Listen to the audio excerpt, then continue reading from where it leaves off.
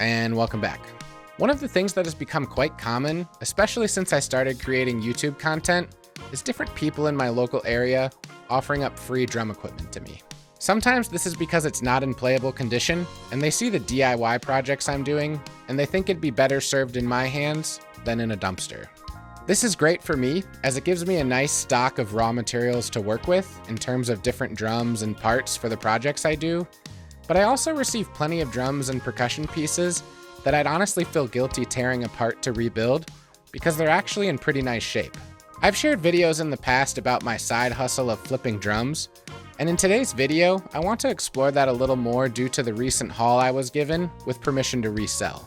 Back in the very beginning of June, I was called up and asked to make the 90-minute drive out to Oostburg, Wisconsin, in the middle of the woods on Lake Michigan, in order to pick up a bunch of drums, hardware, cymbals, and percussion instruments from an older gentleman who used to come see me play jazz pretty frequently.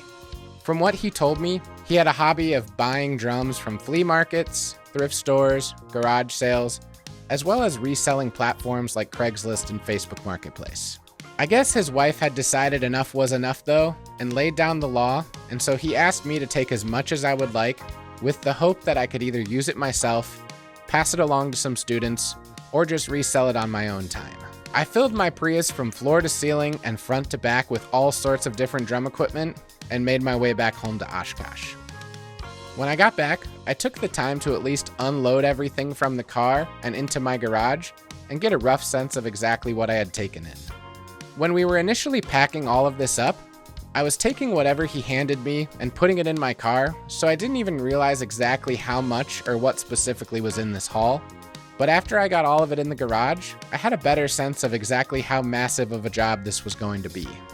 I didn't have the time to dig into it at that moment, because in the summer, my schedule for gigging and teaching really doesn't leave too much free time.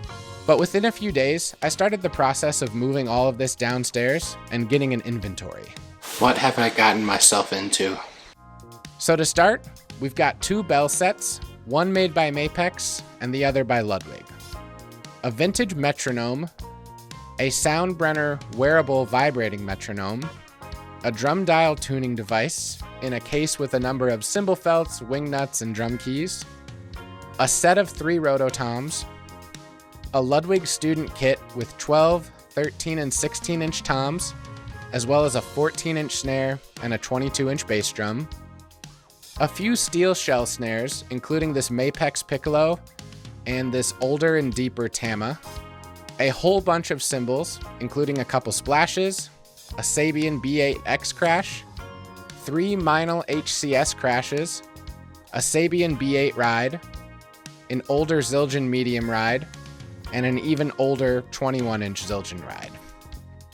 A set of generic steel timbales with a stand, a set of Latin percussion mini timbales, a few mountable percussion accessories, a full stand-up cocktail drum set with a 15-inch bass drum floor tom combo, and an 8-inch tom and a 10-inch snare, along with all the hardware and matching cymbals, a box full of all sorts of aux percussion, a Bud Light rack tom filled with hardware pieces and more aux percussion, a rain stick made by Latin Percussion, and finally, a few more loads of hardware, including cymbal stands, hi-hat stands, snare stands, bass pedals, and a couple of drum thrones.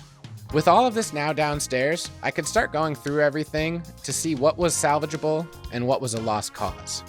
I went through it and got stands for different drums paired up with their sets, and then tried to organize all of the smaller instruments into some different groups. This gave me a chance to try everything out and see what I might want to keep myself, and what would be best to either sell or use for parts on future DIY projects. This Mapex bell set ended up being in almost perfect condition, and I knew with the upcoming school year just a few months ahead, there would be a nice market for something like this for a new percussion student. I was actually able to sell this within a couple days just by word of mouth for $200. The other bell set was not nearly as complete though, and I decided it would be better to sell individually, mostly because I wanted to keep this older Ludwig wood piccolo snare, as I don't have a wood piccolo snare, and it actually seems pretty nice.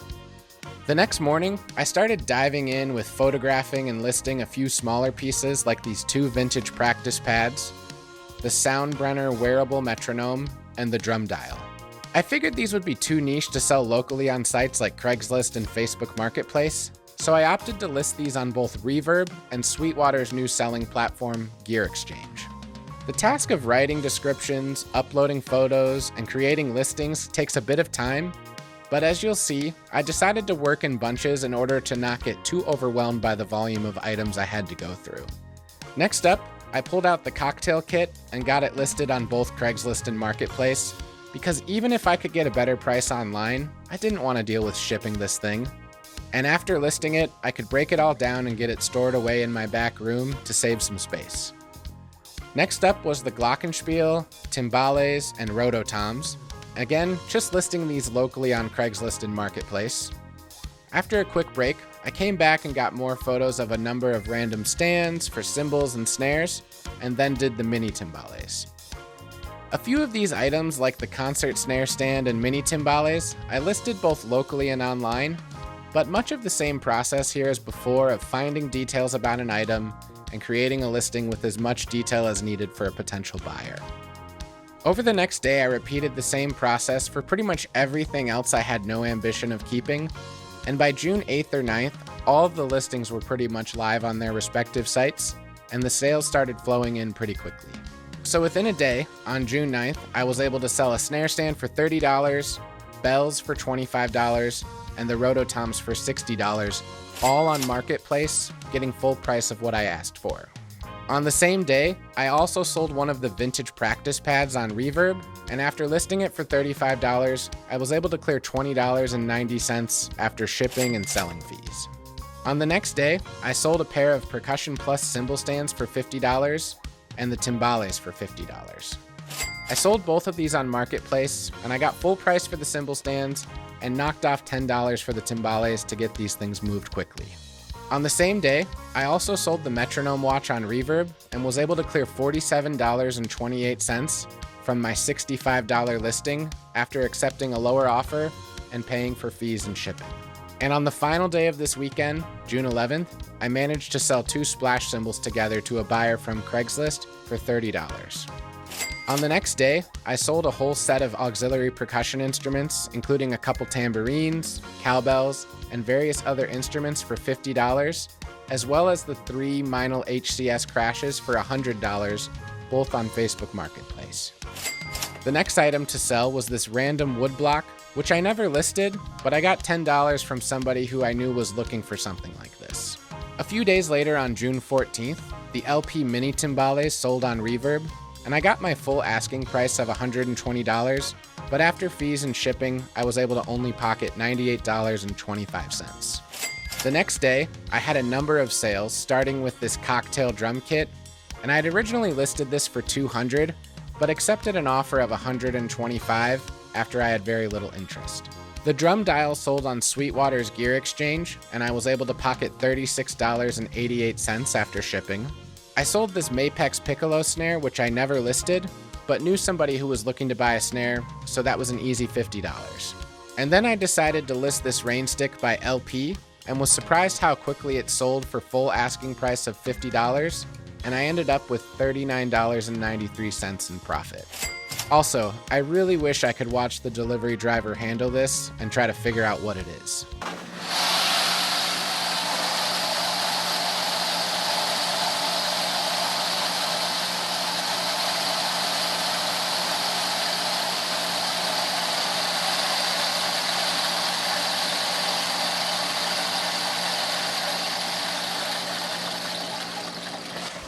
A few days later, on June 17th, I sold the PDP drum throne on Marketplace for $30 after knocking $10 off the original price. And on June 19th, I was finally able to sell the Ludwig Accent kit after lowering the price from $400 to $300. Over the next week, I sold a few more pieces, including the concert snare stand on Facebook Marketplace for $40, a vintage Rogers bass drum pedal on Reverb for a net profit of $31.27, and finally, this old ratty pearl cymbal stand on Craigslist for $25. So all in all, up to this point, roughly a month out from when I took all these drums in, I've made a profit of $1,449.51.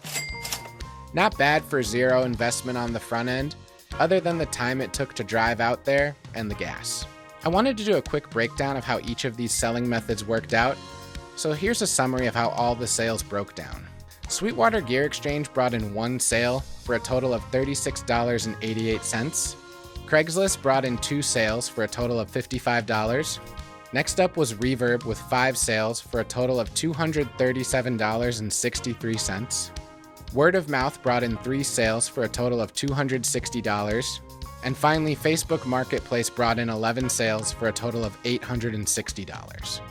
I don't really know if it's fair to compare and judge local selling sites versus online selling sites, but I do think this is a great case study to compare the 2 local sites against each other, as well as the same for the 2 online sites. When I first started buying and selling, it was all about Craigslist, and Facebook Marketplace didn't even exist.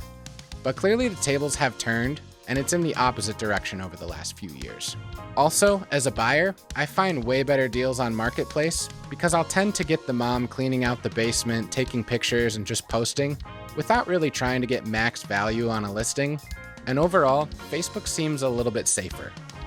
For online sites, Reverb is clearly king, but I like the way Sweetwater has set their new site up, and they offer no fees if you choose to take your earnings in the form of a gift card to Sweetwater, so hopefully this catches on more in the future.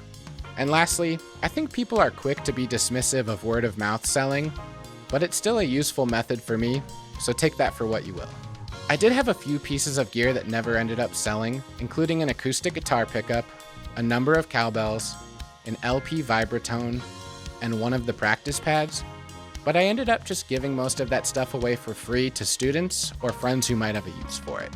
Also, I did keep a few pieces of equipment for my own collection, including this Ludwig wooden piccolo snare, the vintage 21-inch Zildjian ride, and the 20-inch Zildjian medium ride, a few lighter weight cymbal stands, and the matching Ludwig accent snare for the kit, because I just want to use it for parts on a future build-out.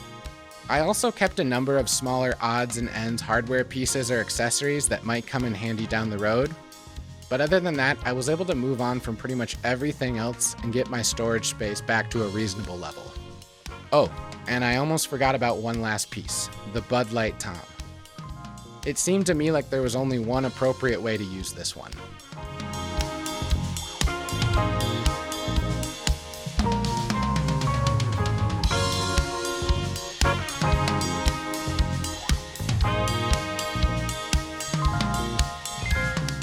Alright, I hope you enjoyed this video, and make sure to like and subscribe if you want to see more stuff like this.